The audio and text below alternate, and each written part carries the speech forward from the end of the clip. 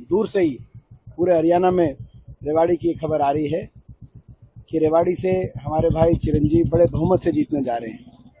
रेवाड़ी हल्के ने ठाना है हरियाणा में कांग्रेस की सरकार को लाना है और चिरंजीव भाई को बड़े बहुमत से जिताना है। और मैं समझता हूँ कि पूरे हरियाणा प्रदेश में भी कांग्रेस के प्रति बहुत अच्छा माहौल है। पूरे प्रदेश से कोने कोने से यही बात आ रही है कि बीजेपी की सरकार जा रही है और कांग्रेस पार्टी की सरकार हरियाणा में आ रही है। लोगों ने बदलाव का मन बना लिया हरियाणा में। बीजेपी का कुशासन 10 साल तक हरियाणा की जनता को ठगने का काम जिस पार्टी ने किया, कोई काम नहीं किया इन्होंने 10 साल। इन्होंने हरियाणा जैसा प्रदेश जो दिल्ली के 3 तरफ बसा है, आज 10 साल का रिपोर्ट कार्ड ये है कि वो प्रदेश आज बेरोजगारी में नंबर 1, आज वो प्रदेश हरियाणा अपराध दर क्राइम रेट में नंबर 1, आज वो प्रदेश हरियाणा नशे में देश में नंबर 1, भ्रष्टाचार, महंगाई और ऊपर से बदहाली, क्योंकि विकास की तरफ तो ध्यान ही नहीं रहा खट्टर साहब का 10 साल। सबको उलझा दिया, किसी को property ID, family ID, portal में आम नागरिक को, नौजवान को कच्ची भर्तियों में, सीटी में, कहीं जाति धर्म पे लोगों को उलझा दिया। काम कुछ किया नहीं, हरियाणा का नुकसान ही नुकसान किया।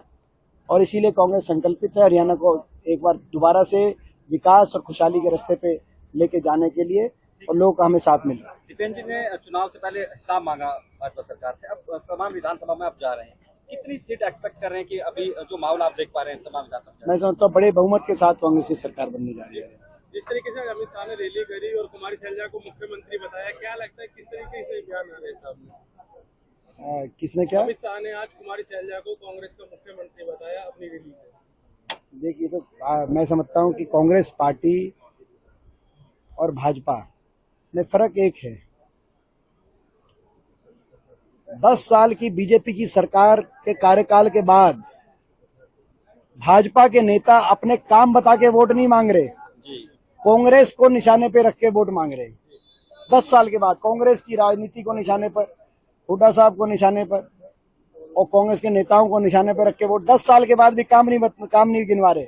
और हम 10 साल विपक्ष में रहकर भी हम ये बता रहे हैं कि रेवाड़ी में हमारे समय विश्वविद्यालय बना, ITI बनी, कॉलेज बना, खरकड़ा में कॉलेज बना, सैनिक स्कूल आया, और ये सब विकास कार्य है जो चिरंजीव भाई ने गिनवाए। ये फर्क है, इनके पास 10 साल के गिनवाने के काम नहीं है। इसीलिए 10 साल के बाद भी जब ये आ रहे हैं, बड़े बड़े नेता दिल्ली से इनके आ रहे हैं, तो वो ये नेता कह रहे हैं कि हम हिसाब ही नहीं देंगे, जो उन्होंने पहले भी कहा था कि हुड्डा साहब हम हिसाब नहीं देंगे, आपको याद होगा, वो भी इन्होंने ही कहा था। तो यानी कि 10 साल में कुछ किया ही नहीं, केवल बंटाधार किया। इसीलिए अपने मुख्यमंत्री का चेहरा भी बदल दिया, क्योंकि सबको पता चल गया इस मुख्यमंत्री ने तो कुछ किया नहीं। आप बताओ। दीपेन जी, हरियाणा में सोशल इंजीनियरिंग पूरी तरह से काम की आपकी कांग्रेस के पक्ष में, अब वही तोड़ने के लिए सैलजा प्रकरण नंबर को सैलजा बीजेपी में ज्वाइन कर दिया, वो तो उन्होंने जवाब दे दिया। वही मैं कह रहा हूँ, आखिर ये आया क्यों, वजह क्या लगती है आपको? क्योंकि बीजेपी IT सेल, वजह लगती है बीजेपी का IT सेल। बीजेपी का IT सेल को लोगों से कोई मतलब नहीं है, हरियाणा की जनता इतनी परेशान है, उससे कोई मतलब नहीं। बीजेपी का IT सेल कभी ये नहीं बताता कि बीजेपी ने क्या किया। वो हमेशा कांग्रेस को अपने निशाने पे रखे, जो है 10 साल के बाद भी हम निशाने पे, बीजेपी के लगातार 10 साल के शासन के बाद भी निशाने पे हैं हम। कुछ तो हमारे में भी होगा दम, कांग्रेस पार्टी में भी दम होगा। तो ये स्थिति है। क्वेश्चन लेते कि जिस तरह से जब आप पहुंचते थे अभी CM के नारे लगते हैं, कि मान लीजिए आपके जो दौरे भी उसी एंगल पे हो रहे हैं, अभी डिप्टी CM के नारे चिरंजीव जी के लगे, आपके CM के लगे, क्या माने कि चेहरा होंगे दीपेन जी से हरियाणा? देखिए, हरियाणा के अंदर कांग्रेस के बड़े बहुमत से सरकार बनेगी, यही हमारा लक्ष्य है। बदलाव हो, हरियाणा में कांग्रेस की सरकार बने जो हर वर्ग को साथ लग के हरियाणा को दोबारा से खुशहाली और विकास की तरफ लेके जाए।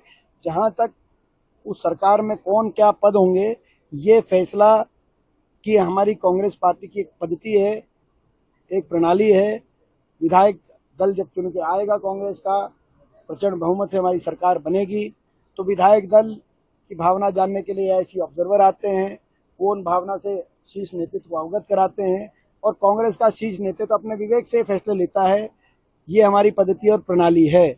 लेकिन एक बात मैं सही मान रहा हूँ आपकी बात, धन्यवाद करता हूँ प्रेस के हमारे भाई जो लगातार ये प्रश्न पूछ रहे हैं कि कौन बनेगा और किस पद पे बनेगा। ये हमारी बहुत बड़ी नैतिक जीत है कि मान के चल रही है प्रेस कि सरकार तो कांग्रेस की आ रही है, मुद्दे तो ये प्रेस मान के चल रही है, तो हम इस बात के लिए आपका धन्यवाद, हम धन्यवादी हैं आपका। हरियाणा के बड़े मसले क्या है? अपने प्रॉपर्टी आईडी का मसला, तमाम ऐसे मसले उठा रहे हैं। तो आप चाहते हैं कि सरकार में आने के बाद करेंगे, तो सबसे बड़े मसले देखते हैं। देखिए, सबसे बड़ा मसला है बेरोजगारी का। आज आपने देखा, ना तो निजी क्षेत्र में निवेश हुआ इस गवर्नमेंट में, कोई नया औद्योगिक क्षेत्र नहीं लगा, निवेश नहीं हुआ, निजी क्षेत्र में रोजगार सर्जन नहीं हुआ, और सरकारी नौकरी समाप्त कर दी गई। जो बची कुची थी वो बड़े बड़े पेपर लीक घोटाले, भर्ती घोटाले, उनकी भेंट चढ़ गई। आज ये पर्ची खर्ची की बात करती है बीजेपी। असली कहानी ये बनी पिछले भाजपा के कार्यकाल में कि जो देगा